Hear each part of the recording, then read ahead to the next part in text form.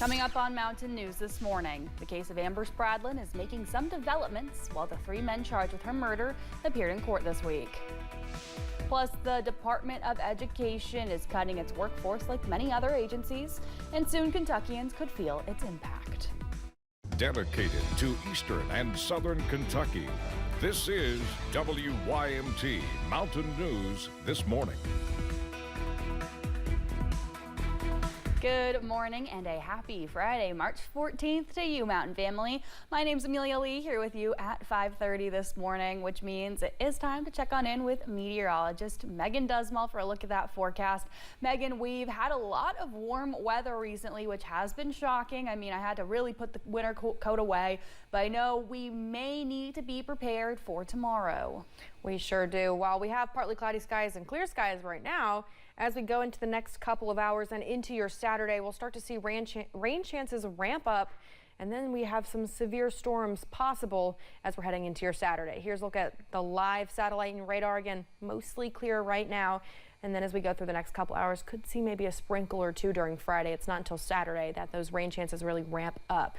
Here's a look at current temperatures this morning, because it is quite warm. You don't need that winter coat this morning for sure, because we're looking in the 40s and 50s. Now, as we head into the afternoon, we'll continue to see those temperatures warm up. And by the time we get to 4 o'clock, well, we'll see upper 70s and low 80s. 81 degrees for Jackson and Prestonsburg, as well as Pikeville. 80 for Logan, Manchester, and Irvin, and 79 for Moorhead, Somerset, Williamsburg, Harlan, and Grundy. Here's how we'll get to those high temperatures for the day, starting off on the chillier side in the 50s, but making its way up to the 80s as we head into the afternoon. Amelia. The 3 men charged in connection to the high-profile murder case of Prestonsburg woman Amber Spradlin appeared in court for a pretrial conference yesterday. WYMT's Buddy Forbes has the latest developments.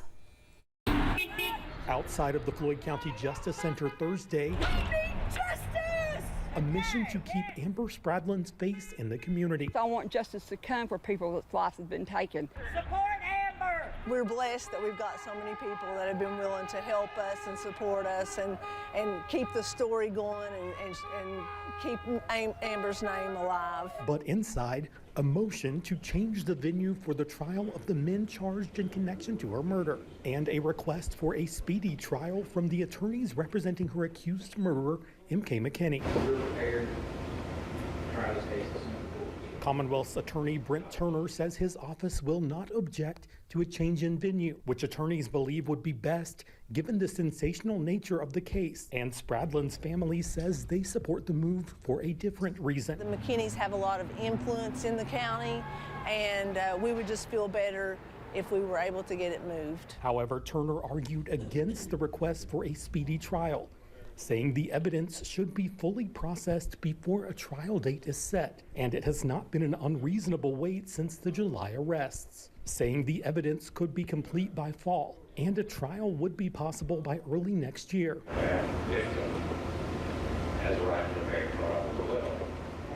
The family and Amber's supporters say justice can only be served if no stone goes unturned. We personally don't really care what they want at this moment, because Amber would have rather be living right now. And though nothing was decided Thursday, Special Judge Eddie Coleman indicated he would prefer to try the case in Pike County for size and security reasons, but did not speak on the request for a speedy trial until the Commonwealth has time to file its response in the record. I think that we're going to have a really strong case against them, and I don't really have any concerns. I think we are going to get successful convictions. In Floyd County, Buddy Forbes, WYMT Mountain News. Well, the motions made were all by M.K. McKinney's attorney. Attorneys for his co-defendants, Dr. Michael McKinney and Josh Mullins, indicated they will follow suit once the court decides how to move forward. In Whitley County, the jury trial in a case where a man was charged with the death of a well-known farmer was postponed.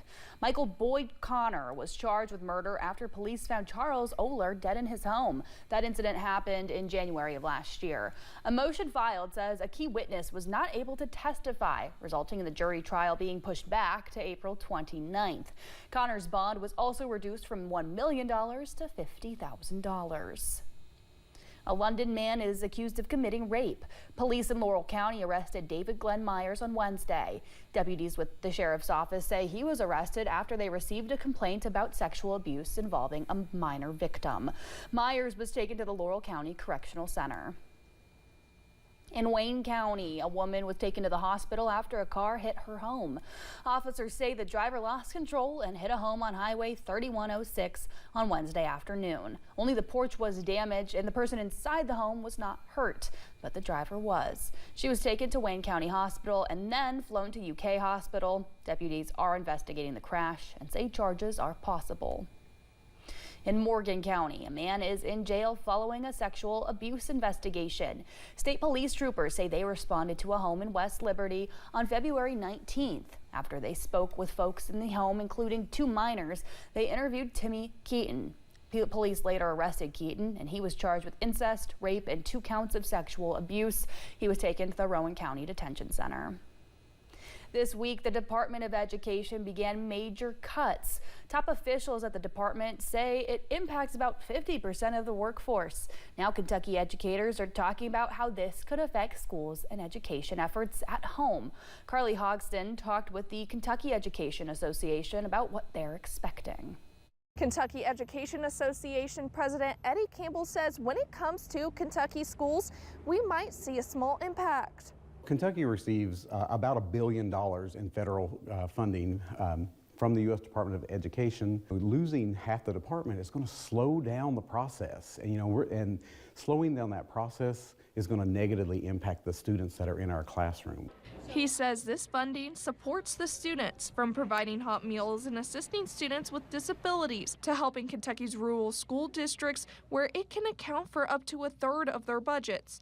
Commissioner of Education Robbie Fletcher told WKYT, quote, "And a reduction of force of this magnitude will present challenges in maintaining capacity in critical areas." He goes on to say, "It is our hope that these changes will have minimal impact on the day-to-day operations of our department, and more importantly, of our schools," end quote. Campbell says that the change is still concerning, and he knows firsthand as he's someone who received federal funding to get through school and earn a degree. That showed me that I had opportunities beyond just high school. Gave me the confidence in myself. So, that's another impact that can be coming down, that funding may not be there. So he says for Kentuckians, whether you're a teacher or a parent, something as simple as calling a congressman can help ensure high-quality public schools. Have that conversation. Tell them not to be cutting our supports for our public schools, but to be investing in our public schools. In Frankfort, Carly Hogston, WKYT. The Logan Post Office in Logan County, West Virginia is closed for the foreseeable future. According to a United States Postal Service spokesperson, it's a sewer issue causing the building to close. As a result, it's causing many people to go to the Stallings Post Office in the McConnell community. So it's going to be a huge inconvenience to have to get into a vehicle and drive to Stallings. I was disappointed, but I'm glad that they have picked out another post office area that we can use until this is resolved. The Postal Service says they do not have a reopening date for the one in Logan just yet. The General Assembly session is winding down in Frankfort as lawmakers get ready for the veto session today. The House sent bills banning DEI on college campuses and one limiting artificial intelligence within state government to the governor's desk. Republicans gave final passage to a billboard broadening medical exceptions under Kentucky's strict abortion ban. A controversial bill that would limit state regulation against water pollution won final passage. And the Senate passed a bill overturning Governor Andy Beshear's 2024 executive order banning conversion therapy after an amendment prohibiting Medicaid funds from being used for gender-affirming care. It now has to head back to the House. The House and Senate will adjourn for a veto session today, then return on March 27th for the final days of the session. A Senate committee yesterday took a look at House Bill 808. The bill looks to bring more tourism into the General Burnside Lake area near Cumberland Lake. The proposed bill would have a recreational and park system built in that area. Those advocating for the bill said it would generate millions from private investments to build the facilities. It passed and will now move to the floor. Governor Andy Beshear hosted a Team Kentucky update in Frankfort yesterday morning. During the update, the governor highlighted several disaster recovery centers in eastern Kentucky. The governor also says folks in 14 different counties can apply for disaster relief benefits. 13 of those counties are in our area. The governor says the deadline for DSNAP benefits is being extended by 2 days. Folks living or working in the 14 counties affected that qualify for DSNAP may apply for assistance through March the 14th. I think that is tomorrow. So make sure that you see and you get your applications in before that deadline. Governor Beshear also announced several eastern Kentucky trail towns receiving funding, which will go toward enhancing tourism and recreation. We have those details on our website, WYMT.com. Organizers say the Appalachia Rising Above Telethon at WYMT was a success, raising $155,000 to help flood survivors in eastern Kentucky. That money is now being distributed by the Foundation for Appalachian Kentucky to families in need. And you're running out of time to report flood damage to crisis cleanup, and that's what the foundation uses to determine eligibility for flood relief grants. And that deadline is today. The number to call is 606-268-0896. The $155,000 that was raised will go to help 310 families that are going to receive money. This is, $500 per family, but this is going to real people, our friends, our families, our neighbors, and that $155,000 will make such a difference in the recovery to help make it possible. It's not going to replace everything, but what it can do is give families hope and a little bit of extra assistance. Collins says the overwhelming support from donors and volunteers made the telethon a success, bringing not just financial aid, but also a sense of hope to those still recovering. Some new retail stores are coming to Hazard.